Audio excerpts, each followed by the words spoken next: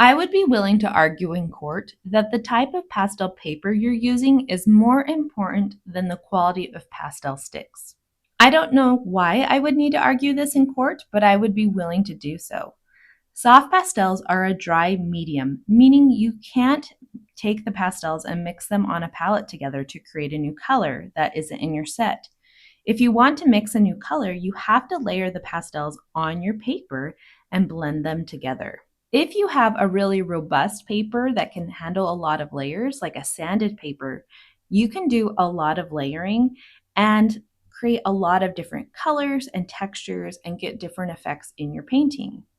Whereas if you're using a paper that doesn't have much tooth to it, it can only handle a few layers and you wouldn't be able to push your pastels nearly as far.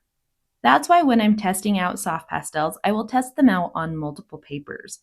And I won't choose something super, super cheap because it doesn't give the pastels a fair chance. So while I primarily work on sanded paper, I always test my pastels on a more traditional paper like this Canson Mitance paper because sanded paper can sometimes disguise how hard a pastel is, or if there's some kind of film on it from the machining process, if they are a machine made pastel, or if there's inconsistencies in the texture of pastel or like a grittiness to a specific color.